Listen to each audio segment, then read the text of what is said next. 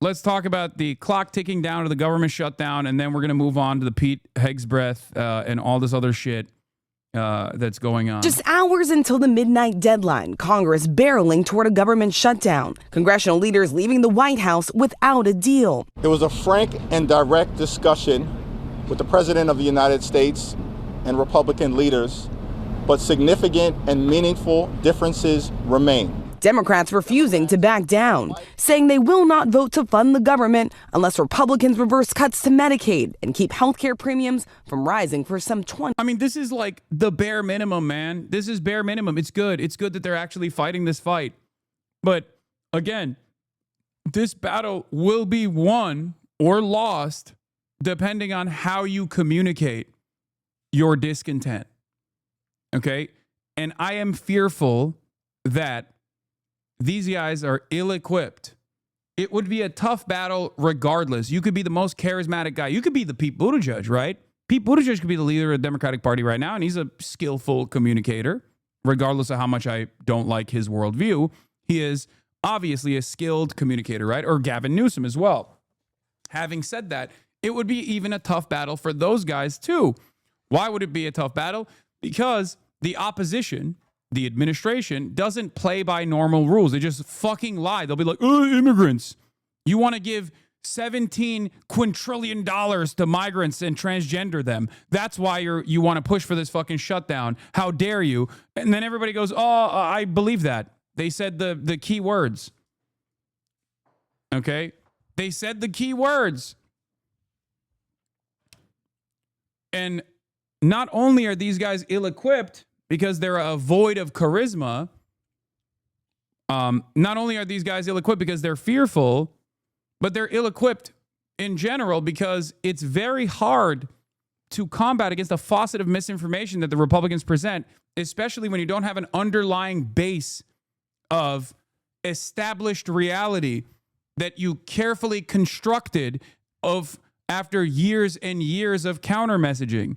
These guys never actually did the counter messaging that was appropriate at the time when Biden was president or when they were running for office, when they were running in the general election. They never actually did that. They only capitulated to the right-wing framing on these issues, and now we are seeing the consequences. Is so frustrating about this is like, I just want the Democrats to literally just say the truth, okay? I want them to say the fucking truth. Is that too hard? Is that too hard to do? Is that really that crazy of a demand? Just please say the truth. It blows my fucking mind that is like a bridge too far for many in the party at this point. Just be honest. Be honest about the truth. Like, all this stuff that's going on with ICE is built around a hysteria. Built around a falsehood that like immigrants were doing all these fucking crimes and whatnot. Okay? That was all bullshit. Just fucking say the truth. It is a very powerful weapon that you have on your side. Million Americans. They just wanted to kick the healthcare problem down the road. Vice President J.D. Vance with this warning. I think we're headed to a shutdown because the Democrats won't do the right thing. And just hours after that meeting, the president turning to mocking Democratic leadership with an AI-generated video on social media with fabricated and false audio. The video shows an AI version of House Minority Leader Hakeem Jeffries wearing a sombrero and a fake mustache with fabricated audio of Senate Minority Leader Chuck Schumer. Jeffries writing on X, bigotry will get you nowhere. We are not backing down. And this morning, the White House is now threatening to fire not just furlough workers under programs that are, quote, not consistent with the president's priorities. If the government shuts down, as many as 4 million federal employees could go without a paycheck. 2 million troops could be forced to work without pay, leaving military families in limbo. Heather Campbell's husband is a major in the Air Force in Alabama. She worries about making ends meet for their 3 kids. We're not talking about faceless humans in a faraway office. We're talking about men and women and moms and dads and grandparents and sisters and uncles. And they want to show up and they want to do a good job and they want to be honest, hardworking Americans. And they're getting caught in the middle. Who will the narrative blame if the government shuts down? Under normal circumstances, it should be the current White House, right? It should be the administration. They control everything, right? But I fear that given the performance of the Democrats right now, I fear that I want them to fight. I want them to fight. I want them to force a compromise, okay? Because these are issues that are incredibly important. What they are trying to defend is people's health care, okay? But I fear that either they will cave, or even if they actually do force a shutdown, that they won't be able to navigate through the information war that is going to take place, as the Republicans have already demonstrated that they will just lie and be like, they just want to transgender migrants or whatever the fuck they're saying. And the Democrats will be like, oh, no, we don't want to do that. Well, please stop. I'm so sorry. And then I'm fearful that the broader public sentiment will shift in the direction of Democrats' responsibility, because they're so fucking weak. This is why we need better leadership in the Democratic Party right now, okay?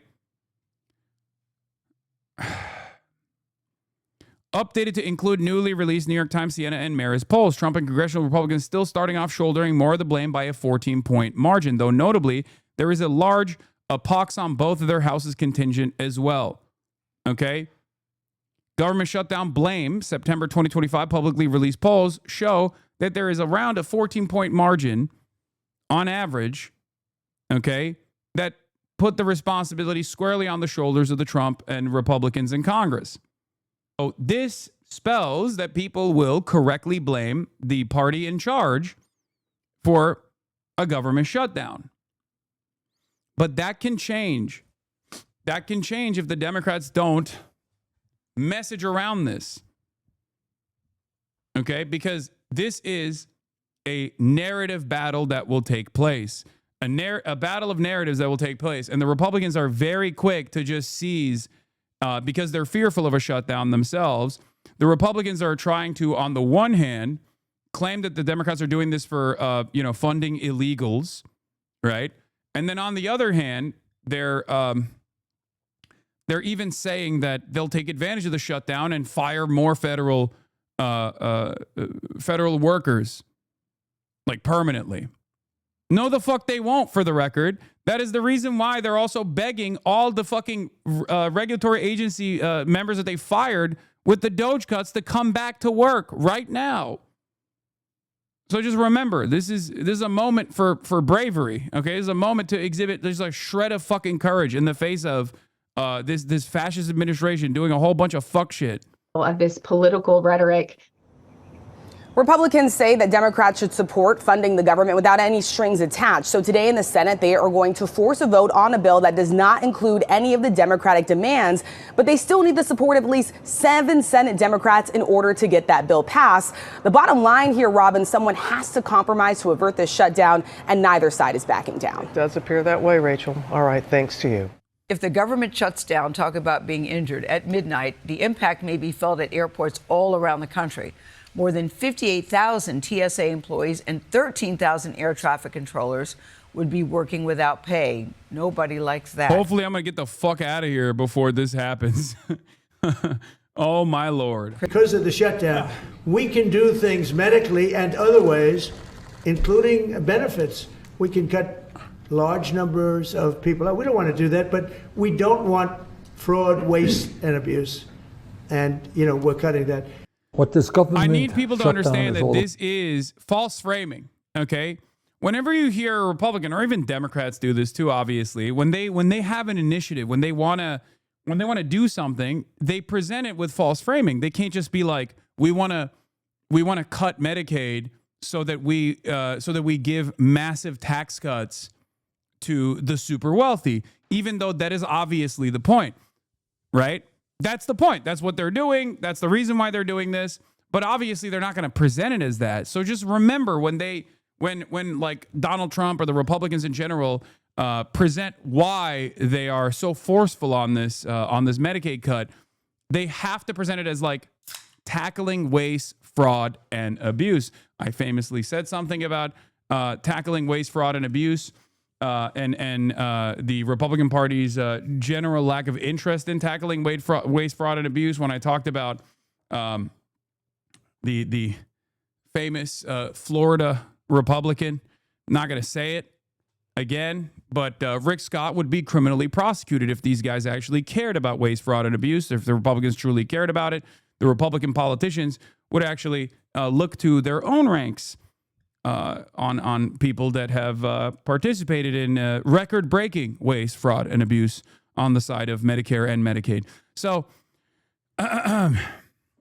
obviously, it's bullshit. It's bullshit. That is clear. And here is perhaps one of the better communicators on the Democratic Party side explaining as to why they want to force a shutdown potentially if they don't get concessions from the Republican administration. About is whether Republicans are going to be able to get away with raising health insurance premiums by 75%. Yes, 75% on average for 20 million Americans. And in addition to that, throwing 15 million people off the health care they have by making devastating cuts to Medicaid and the Affordable Care Act. And you know what that means? That means, not according to Bernie Sanders, but according to people who have studied the issue, academics, tens of thousands of Americans are going to die unnecessarily. Well, you know what? I am not going to support that. And that is why the Republicans have got to sit down, they've got to negotiate, and they've got to protect the health care needs of the American people. Mr. President, the next time you have something to say about me,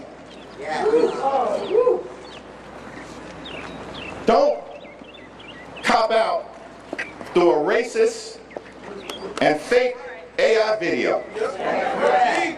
When I'm back in the Oval Office, say it to my face. Say it to my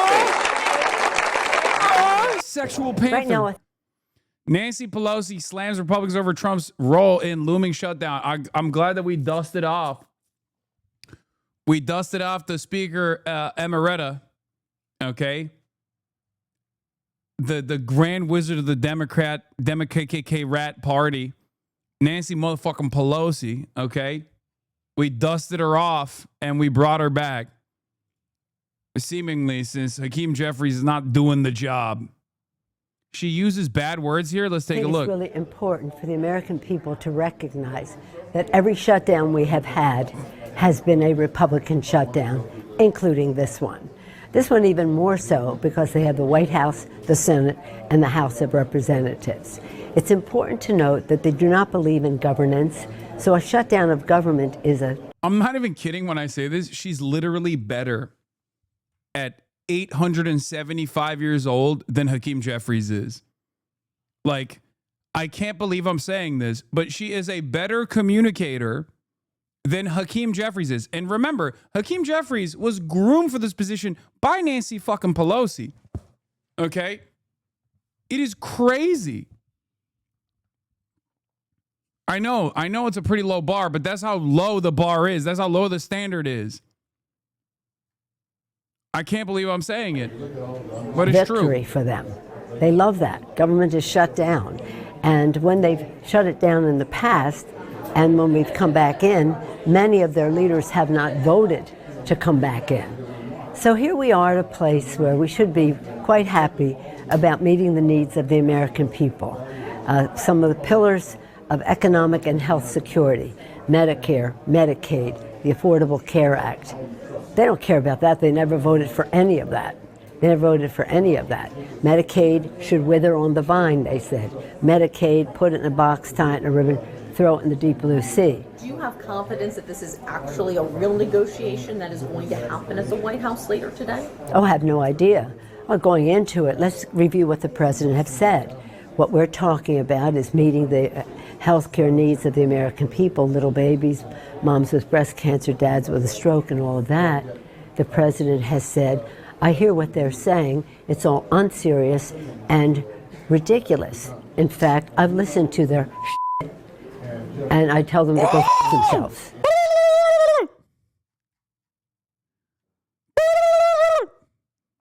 Goddamn!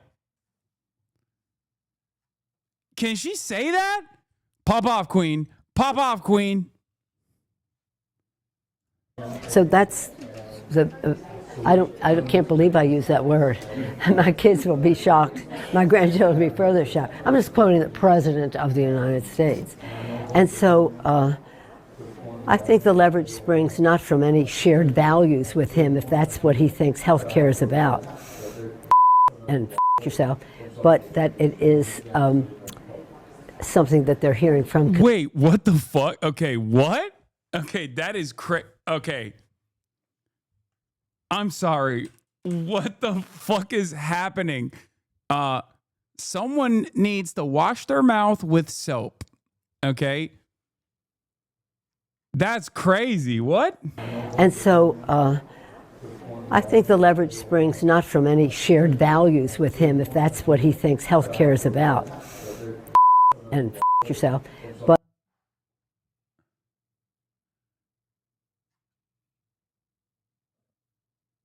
is this AI? What the hell? Dark Nancy. Dark Nancy is alive, dude. Unshackle Dark Nancy. She's getting old. She's allowed to say it. But that it is something that they're hearing from constituents, that they do not want to see the healthcare costs go up. By the way, she has the same hand thing that Trump has. Dude, everyone is so fucking old in this stupid ass government, man. They're gonna kill all of us. I swear to God. And they don't even care because they're all decaying. They're all like 80 years old. The Affordable Care Act subsidies are not extended. You know, this is so funny because I'm an appropriator, and over the years I've always said, left to their own devices, appropriators can get this job done. They know what the priorities are. They know where you have to negotiate, where you have a difference of opinion, which you must respect, and that it's only the intervention of Donald Trump that is making this difficult.